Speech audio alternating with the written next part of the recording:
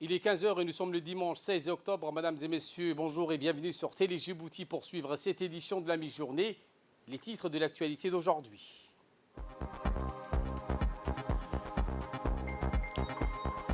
À l'instar des pays du monde entier, la République de Djibouti a célébré aujourd'hui la journée mondiale de l'alimentation dans le thème retenu par la FAO cette année et ne laisse personne de côté.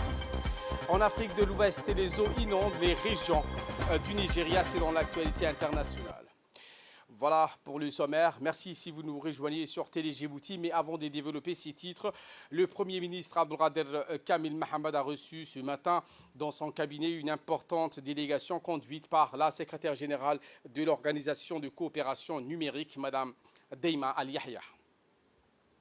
Au cours de cette rencontre, la secrétaire est tenue à remercier le Premier ministre pour l'accueil et le temps qui lui a été réservé à elle et sa délégation qui l'accompagne. Elle a mis en exergue et expliqué au Premier ministre les tenants et aboutissants de cette organisation et sur la digitalisation. Le Premier ministre Abdelkader Kamil Mahamat a de son côté souhaité la bienvenue à cette forte délégation et a mis en relief l'emplacement géostratégique de notre pays en matière de télécommunications.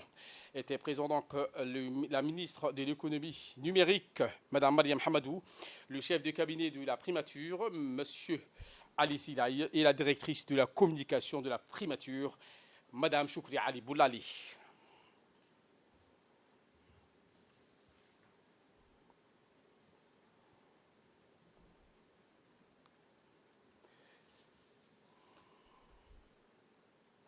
Je vous le disais en titre, à l'instar des pays du monde, notre pays a célébré aujourd'hui, dimanche 16 octobre, la journée mondiale de l'alimentation dans le thème retenu cette année par la FAO et ne laisse personne de côté. La célébration de cette journée a été marquée avec la plantation de 200 arbres sur le site de la ferme expérimentale à Damerjog et l'inauguration de la grande pépinière du ministère. Ces plantes font partie d'un lot de 60 000 plantes de diverses espèces fournies gracieusement par la République fédérale d'Éthiopie. Au niveau national, plus de 1,5 million de plantes de diverses espèces ont été produites dans le cadre des activités du ministère de l'Agriculture, de l'eau, de la pêche et de l'élevage et des ressources halieutiques en vue de leur plantation dans les différentes régions du pays. Par ailleurs, cette célébration de la journée mondiale de l'alimentation a été marquée avec la tenue des différents stands présentant l'exposition des produits agricoles des diverses régions du pays, les activités du laboratoire palmier dattier in vitro du CERD, des activités du laboratoire national d'analyse des denrées alimentaires et le LANA. Son élevage, mais aussi pour sa mère avec l'exploitation halieutique. Il va sans dire que dans son histoire, elle produisait aussi du sel artisanalement sur les côtes de Damerjog. Aussi, je suis très heureux d'accueillir et de fêter aujourd'hui avec la plus grande vigueur cette cérémonie avec nos invités aujourd'hui spéciaux qui est la République fédérale d'Éthiopie qui a travaillé hier avec nous pour la plantation d'arbres et qui nous a fait don de plus de 60 000 plants. À l'occasion de la journée mondiale de l'alimentation, soyez les bienvenus dans la région d'Assar. Chaque année, le monde entier inaugure le 16 octobre, car c'est la journée mondiale de l'alimentation. Mais sachez que cette année, c'est encore exceptionnel. En ce sens-ci, dans ce contexte où le monde entier traverse un contexte difficile, que vous le savez tous. Et Inch'Allah, nous en sortirons et la République Djibouti s'en sortira.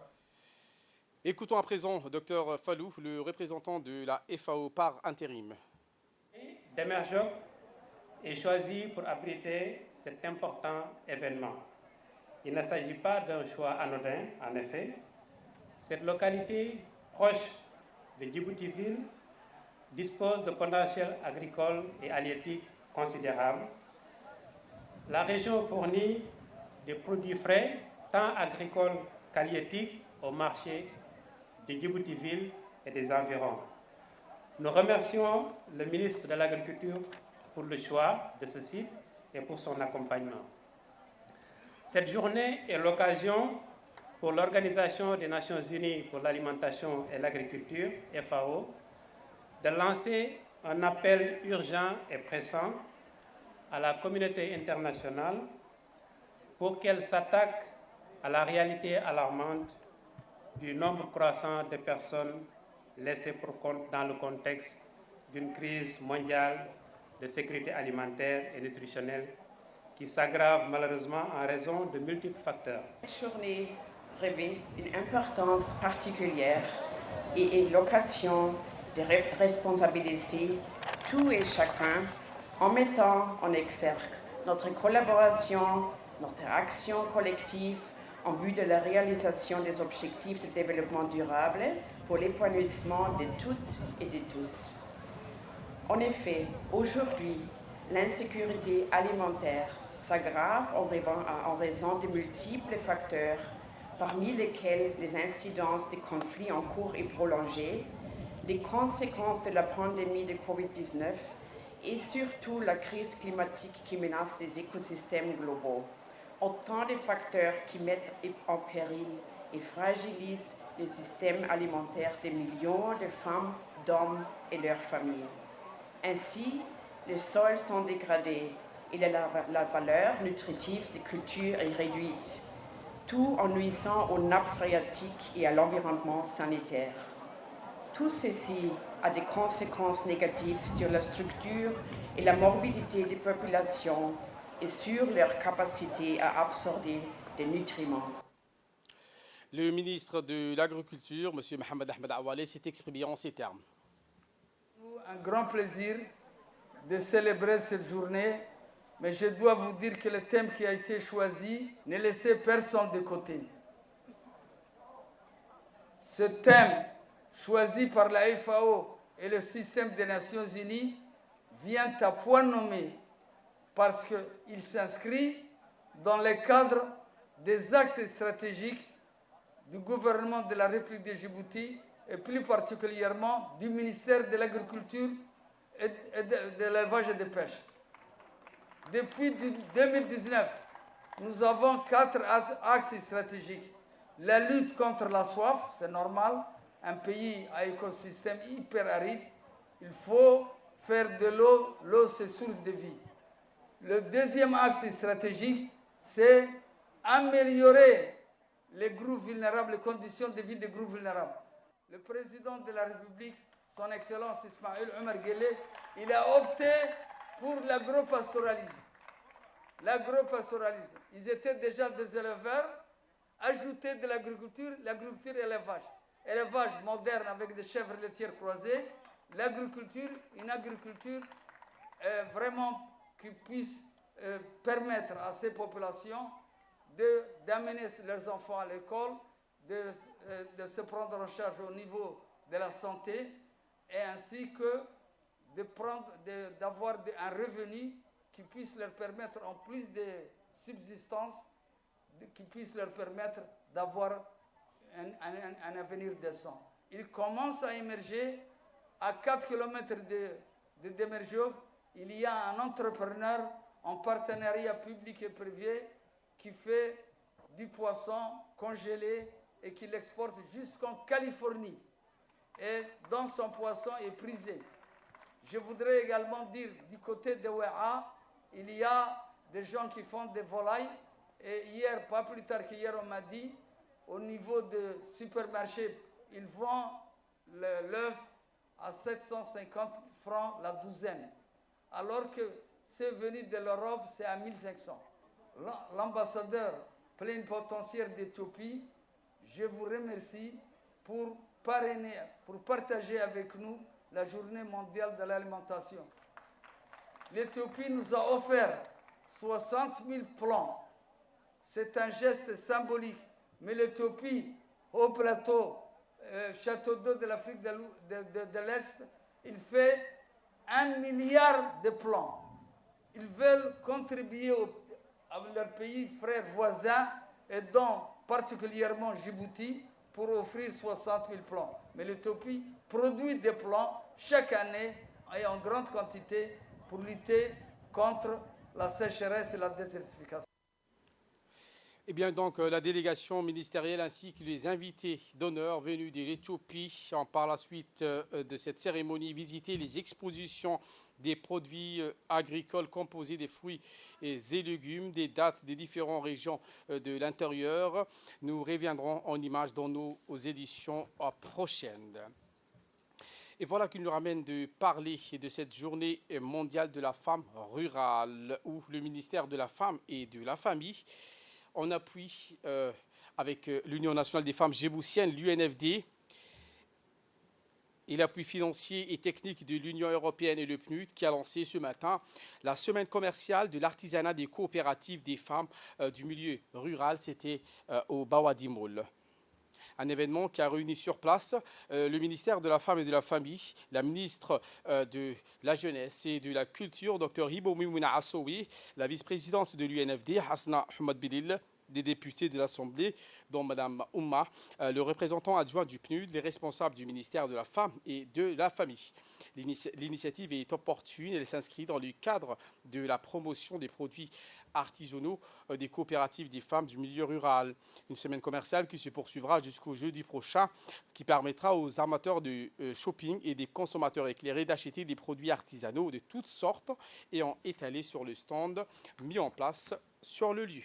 L'artisanat, on a des talents incroyables à Djibouti avec toutes les femmes qui travaillent dans toutes les régions du pays, qui font un artisanat qui est très riche et vraiment fantastique.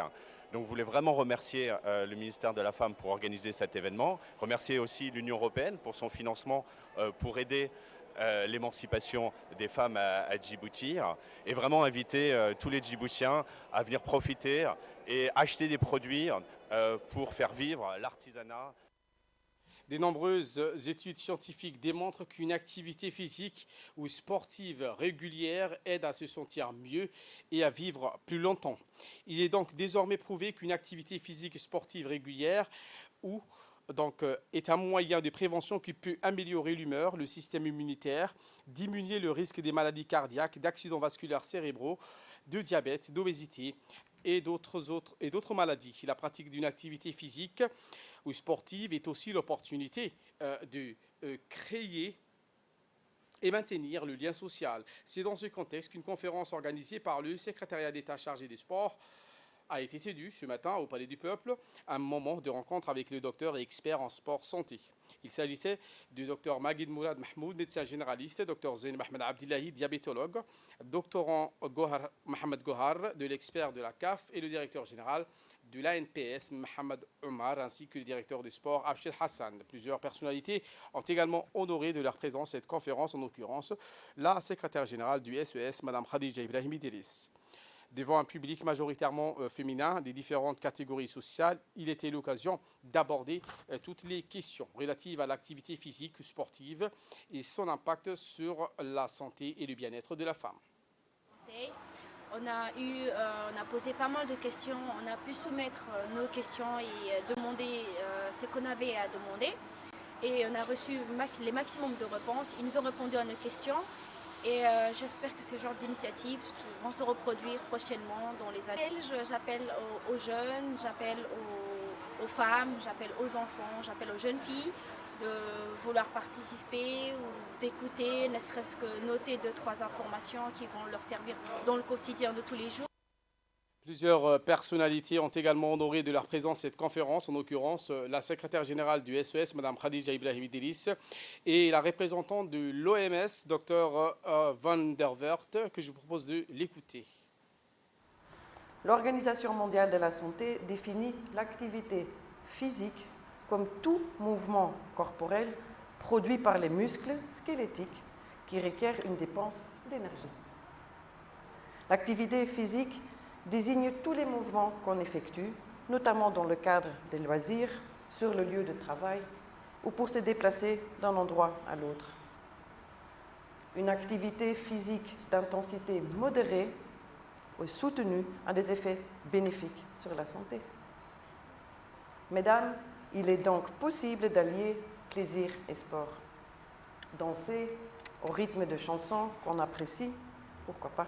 Il est prouvé qu'une activité physique régulière facilite la prévention et la prise en charge des maladies non transmissibles, telles que les maladies cardiaques, les accidents vasculaires cérébraux, le diabète et plusieurs cancers. Elle contribue également à prévenir de l'hypertension, à maintenir un poids corporel sain et à améliorer la santé mentale, la qualité de vie et le bien-être. Parler aujourd'hui du sport et de ses bienfaits pour la gente féminine est un grand pas pour lancer les discussions sur les maladies non transmissibles, sur la charge mentale des femmes, leur bien-être, qui sont des composantes importantes de la santé. Informer, pousser à la réflexion et sensibiliser sur ces thématiques nos femmes est capital. Mesdames, chères sœurs, vous êtes débattantes et votre santé est une priorité pour Djibouti, mais aussi votre responsabilité. Un peu de sport, comme disait la chanson, c'est bon pour le moral. Adaptons ensemble des bonnes pratiques pour notre santé. La secrétaire générale du secrétariat d'État, Mme Khadija Ibrahim Idriss, s'est exprimée en ces termes. Tout d'abord, de partager avec vous la fierté que j'éprouve à m'exprimer sur le sujet femmes et sport, qui est combien important pour notre département en tant que femme, ici, devant vous. Je suis très ravie de nous voir réunis ensemble aujourd'hui autour de ces thèmes. Comme vous le savez, suite à l'atelier consacré à la réflexion sur le sport féminin en République de Djibouti, nous avons pu lister les recommandations faites et nous sommes en train de concrétiser ces recommandations, qui est une des recommandations qui est primordiale, telle que cette conférence sur les bienfaits de la pratique sportive chez la femme. Le secrétariat d'État chargé des sports réalise et consacre des efforts importants en organisant des compétitions dans tous les domaines, dans toutes les disciplines, dans la catégorie féminine, mais aussi des formations, des encadrements, des appuis techniques à l'endroit des fédérations, aux associations pour la pratique et la promotion du sport féminin. La question de la femme est prioritaire dans notre société. Avant-gardiste à la vision de notre première dame et présidente de l'INFD, Mme Khadr Mahmoud Haid. Il faudrait sans doute rappeler aussi l'engagement de notre président de la République de Djibouti, son Excellence Ismaël Omar Guelleh, en faveur de la femme djiboutienne. Et voilà qu'il nous ramène de parler de cette clôture du championnat national de basket. C'est le président de la Fédération djiboutienne de basket, Djilali Mahmoud Douali, a présidé ce mardi une cérémonie de clôture du championnat national de basket avec la participation de dizaines de clubs et de première division et de deuxième. L'équipe du quartier 5 a remporté ce championnat de première division en battant l'équipe vétéran avec un score de 45-40 en deuxième division. Et le deuxième match, l'équipe mixte a gagné en battant PK13 de 6 points d'écart. Dans un discours prononcé à cette occasion, le président de la Fédération de basket a exprimé sa joie à l'occasion de la clôture de ce championnat national de basket.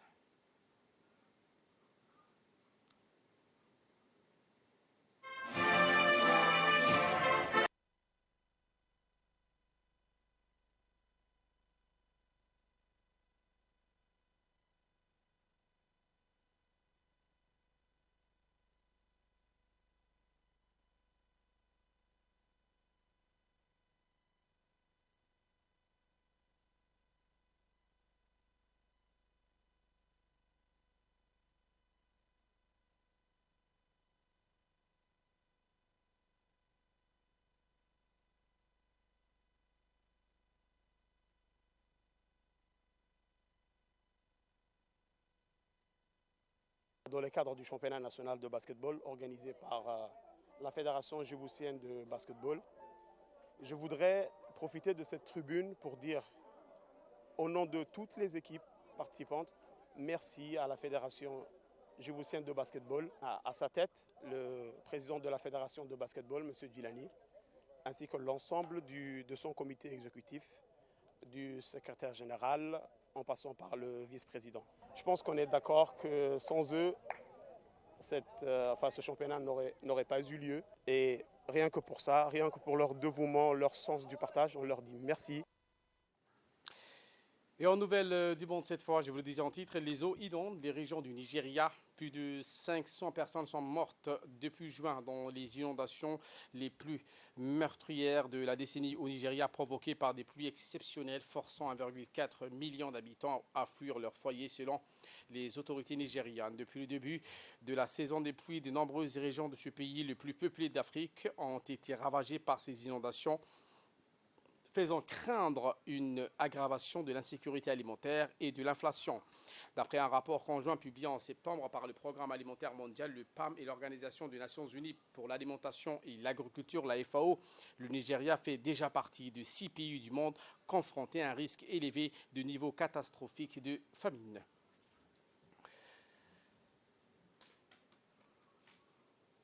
Voilà pour l'essentiel de ce 15h. Merci à vous de nous avoir suivis et très bon suivi des programmes sur Télé Djibouti.